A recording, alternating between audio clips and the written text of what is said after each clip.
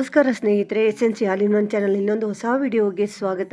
ಸುಭಾಷಿತಗಳು ಜೀವನದ ಅನುಭವಗಳನ್ನು ಹಂಚಿಕೊಳ್ಳುವಂತಹವು.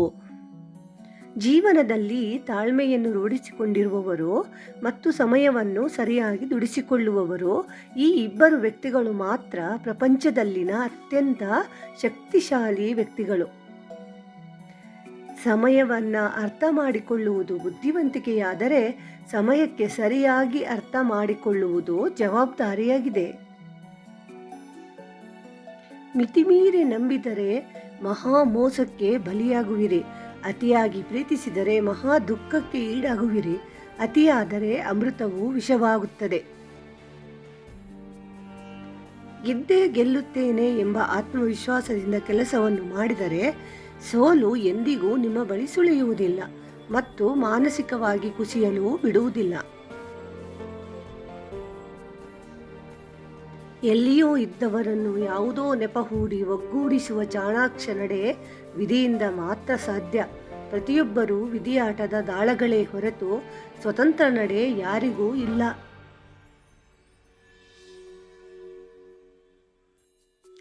ಎಂತಹ ಪರಿಸ್ಥಿತಿ ಬಂದರೂ ಮನಸ್ಥಿತಿ ಕೆಡಲು ಬಿಡಬಾರದು.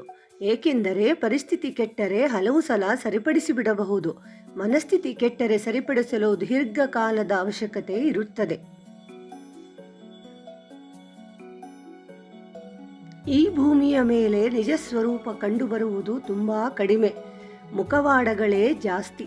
ಹಣದ ದಾಹ ಇರುವವರಿಗೆ ಒಳ್ಳೆಯತನ ಬಹಳ ಕಡಿಮೆ. ಒಳ್ಳೆಯತನ ಇರುವವರಿಗೆ ಹಣದ ಲಭ್ಯತೆ ಬಹಳ ಕಡಿಮೆ. ಸುಳ್ಳುಗಳು ಸದಾ ಗುಂಪಾಗಿಯೇ ವಿಹರಿಸುತ್ತವೆ, ಏಕೆಂದರೆ ಅದಕ್ಕೆ ಭಯ ಜಾಸ್ತಿ. ಸತ್ಯ ಯಾವಾಗಲೂ ಒಂಟಿಯಾಗಿಯೇ ವಿಹರಿಸುತ್ತದೆ, ಏಕೆಂದರೆ ಅದಕ್ಕೆ ಧೈರ್ಯ ಜಾಸ್ತಿ. ಅದಕ್ಕೆ ಅವರಿಬ್ಬರು ಎಂದೂ ಜೊತೆಯಲ್ಲಿ ಇರಲು ಸಾಧ್ಯವಿಲ್ಲ, ಇರುವುದಿಲ್ಲ. ಅವಶ್ಯಕತೆ ಇದ್ದಾಗಲೂ ಅವಶ್ಯಕತೆ ಇಲ್ಲದಿದ್ದಾಗಲೂ ಒಂದೇ ರೀತಿಯ ವ್ಯಕ್ತಿತ್ವ ಹೊಂದಿರುವ ವ್ಯಕ್ತಿಗಳನ್ನು ಎಂದಿಗೂ ನಂಬಬಹುದು. ಅವರಲ್ಲಿ ಕೆಟ್ಟತನವಿರುವುದಿಲ್ಲ, ಕಪಟವಿರುವುದಿಲ್ಲ, ಮುಖವಾಡವಿರುವುದಿಲ್ಲ.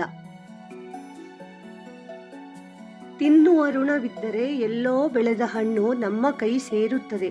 ತಿನ್ನುವ ಋಣವಿಲ್ಲದಿದ್ದರೆ ಕೈಯಲ್ಲಿರುವ ಹಣ್ಣು ಕೂಡ ಜಾರಿ ಕೊಚ್ಚೆಯಲ್ಲಿ ಬೀಳಬಹುದು.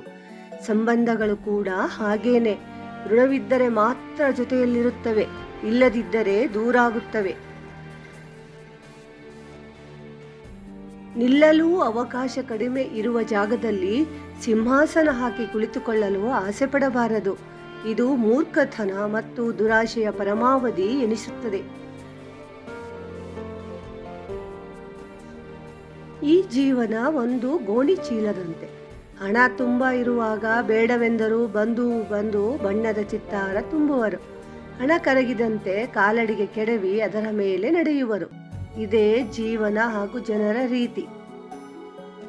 ನೆಮ್ಮದಿಯ ಜೀವನ ನಡೆಸಲು ಅತಿಯಾಗಿ ಕಷ್ಟಪಡಬೇಕಿಲ್ಲ. ಕಷ್ಟಪಟ್ಟು ದುಡಿದರೆ ಸಾಕು. ಆದರೆ ಬೇರೆಯವರನ್ನು ಅನುಕರಿಸಿ ಜೀವನ ನಡೆಸಿದರೆ ಜೀವನದಲ್ಲಿ ನೆಮ್ಮದಿಯೇ ಇರುವುದಿಲ್ಲ, ಬರೀ ನಿರಾಶೆಯೇ ತುಂಬಿರುತ್ತದೆ.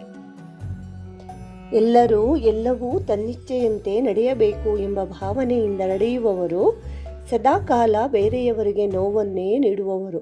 ಅವರಿಂದ ಅವರಿಗೇ ನೆಮ್ಮದಿ ಇರುವುದಿಲ್ಲ, ಜೊತೆಯಲ್ಲಿ ಇರುವವರಿಗಂತೂ ನೆಮ್ಮದಿಯನ್ನೇ ಕೊಡುವುದಿಲ್ಲ.